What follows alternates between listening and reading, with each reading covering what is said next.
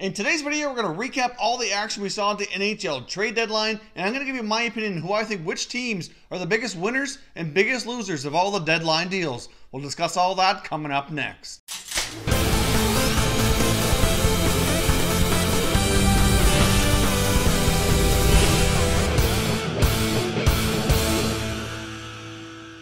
Hey everyone, and welcome back to another video here at Top Shelf Hockey. If you're new to the channel, thanks for stopping by.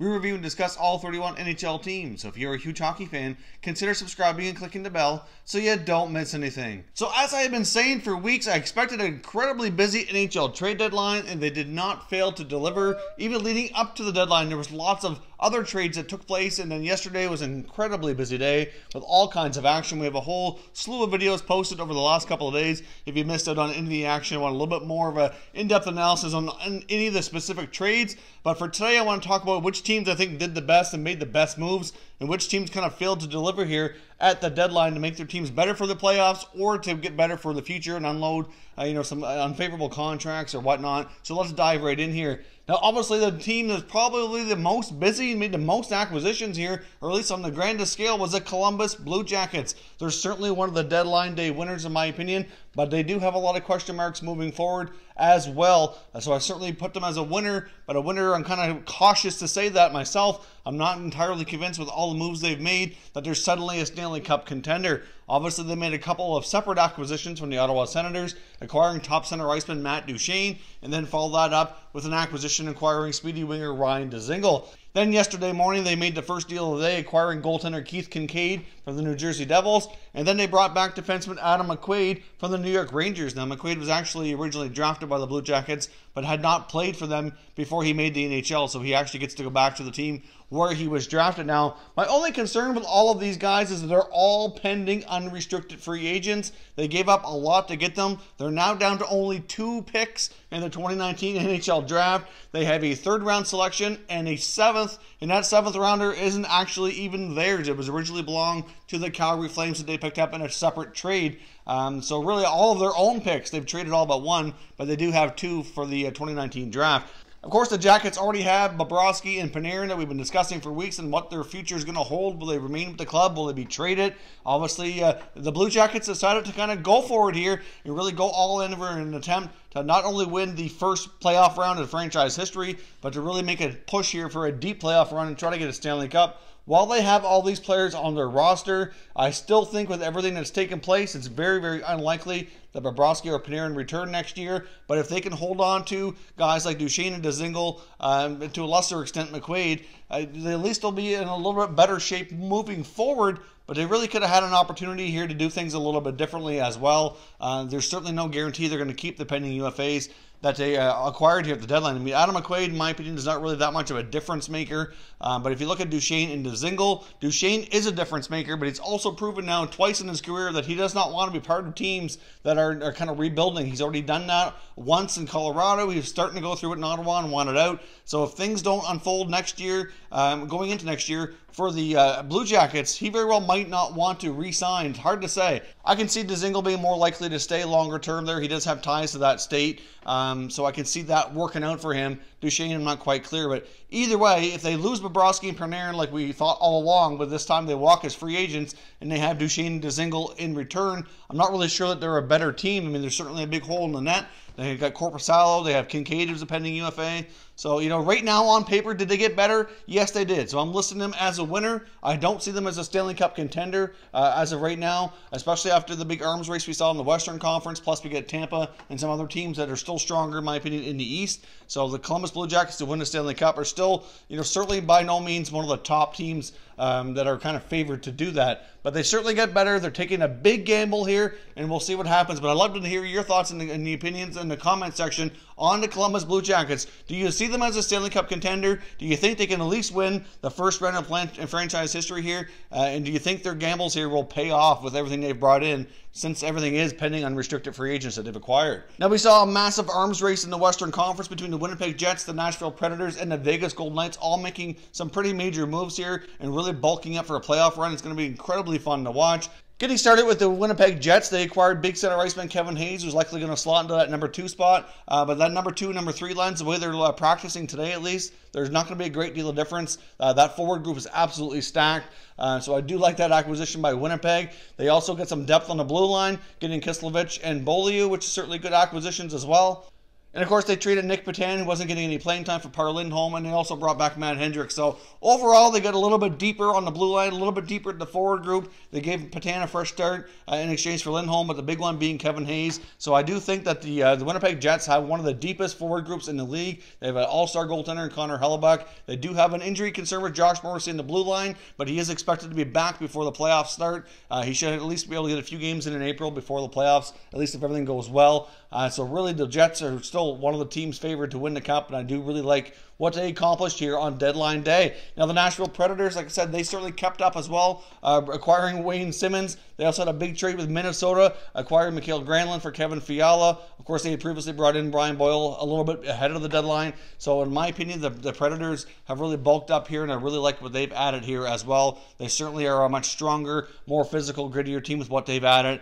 And at the same time, adding some good two-way skill in Granlund. So I really like what the Predators did here to kind of keep up with Winnipeg. If those two teams clash again in the playoffs, it's certainly going to be an incredibly fun series to watch for sure. I mean, of course, one of the biggest deals of the day, the Vegas Golden Knights go out and acquire Mark Stone from Ottawa. They then sign him to an 8-year extension at $9.5 million per season. An absolutely mega deal for them. They did have to give up on a very high-end prospect in Eric Brandstrom going back to Ottawa. But in my opinion, it's worth the risk getting a guy like Mark Stone. It's not very often you have a chance to add him. He's such a smart two-way player, great guy. He makes everybody around him better. He's got some of the best goal celebrations in the leagues as well. So if you're a Vegas fan, you're watching this, and you're not really overly familiar with Mark Stone, you are going to love Mark Stone. I've had an opportunity to watch him play numerous times, being an Ottawa fan myself.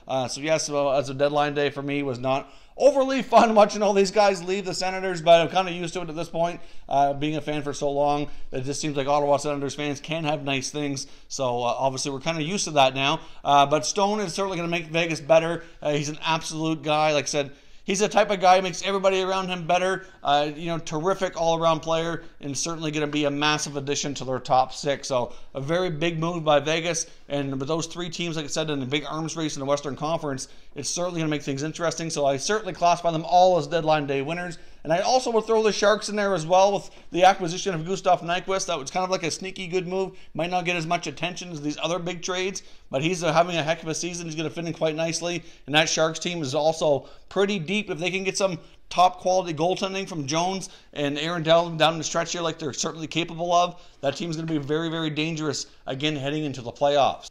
Now let's jump over and take a look at some of the teams that I'm going to classify as deadline day losers. Now some of these teams didn't do much, and in my opinion, they missed out on opportunities here. But the biggest deadline day loser, unfortunately, is the Ottawa Senators. And yes, they did get good returns. They had to trade Matt Duchene, Ryan Dzingel, and Mark Stone, and I must give Pierre Dorion a little bit of credit. Considering the circumstances he was faced with, he did get good returns. I, as a Senators fan myself, am very pleased with the returns for the most part. I mean, could it have been better? Maybe, but considering his past record, it was certainly better than I kind of expected. I figured he'd give away the farm, and he really didn't. He got some good pieces in return, but the fact that they're a big deadline day losers, they can't keep their star players. They need some veterans on that team to build around. They have an excellent group of young assets there, some great prospects, and I do believe the fact in 2, 3, 4 years they could be a really good team. But if they don't have the right leaders to guide them to help with their development, it's going to take a lot longer to get there, and it's going to make their younger group of forwards and defense a lot more frustrated on the road there. So the fact that they could not hang on to these guys and convince them to stay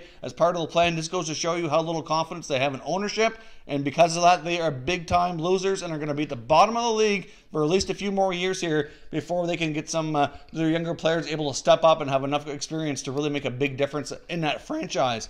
Now, another big deadline day loser, in my opinion, is the New York Islanders. They really failed to deliver here. I really thought Lou Lamoriello would go out and add to this team since they're having such a fantastic year leading the Metropolitan Division, and he did not do that. They have their own pending unrestricted free agents that I'm not surprised they didn't trade. You don't really hear a lot of chatter around Anders Lee, Jordan Eberle, etc., but they have some big decisions to make in Long Island with some of these guys. Brock Nelson's another one. And I thought they would really go out and kind of add to it and kind of take the approach sort of like Columbus. They kind of go all in here and see what they can make some noise in the Eastern Conference, because outside of Tampa, in my opinion, it's pretty open for teams that kind of get at least to the conference final. It's not a clear-cut race for the other teams, in my opinion, so I thought they'd take advantage of something there, but unfortunately, Lou thought it was best to stand pat, and I guess maybe time will tell here if he made the right choice, but for right now, I was a little bit disappointed that they didn't at least add some depth to that franchise. Now, another team I was kind of disappointed in, not to see them do anything, was the Edmonton Oilers. That team's an absolute mess. I really thought they'd have an opportunity to kind of trade away at least a few players that might have some value, like an Alex Chiasson,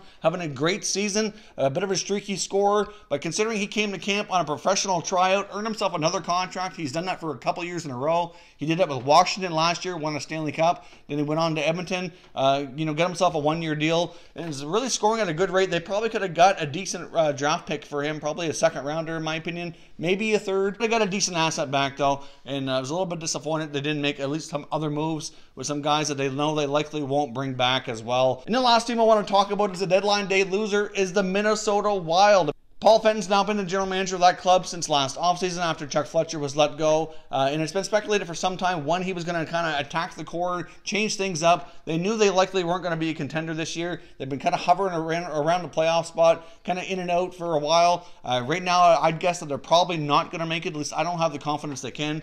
And then they finally go ahead and make some trades, and there's a couple trades apparently that were close that they never pulled the trigger on. One of them with the Flames. It was speculated that they came very, very, very close to trading Jason Zucker to Calgary.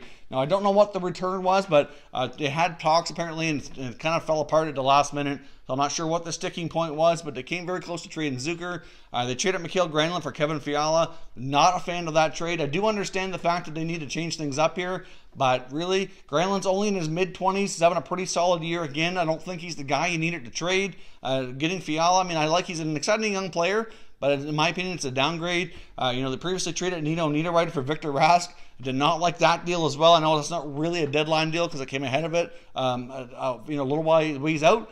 But still, I'm not a fan of the trades that the Minnesota Wild have made here as of late. Paul Fenton's not making a great impression on me as a general manager so far, and I'm sure he's going to do more here in the offseason. But based on that Granlund Fiala trade just did not sit well with me at all. I just don't think that he's going about things the right way. I mean, they just extended Zucker last year in a big 5-year deal, and now they want to move him out. He's one of the few guys that can score on that team. But then they signed Eric Stahl to a 2-year contract extension as well, instead of trading him, which really I thought was probably a mistake as well. Now, I know he took less money than he might have earned previously in his career, but still, who's that aging veteran who they decided to keep for 2 more years, but they move out Granlund and almost traded Zucker. Just don't like what's going on there in Minnesota. I don't see the vision that they have on how to rebuild this team into more of a contender. So let me know what you think down below in the comment section. Which teams were the biggest winners and the biggest losers of trade deadline day? And of course, give me your reasons why so we can discuss further in the comment section.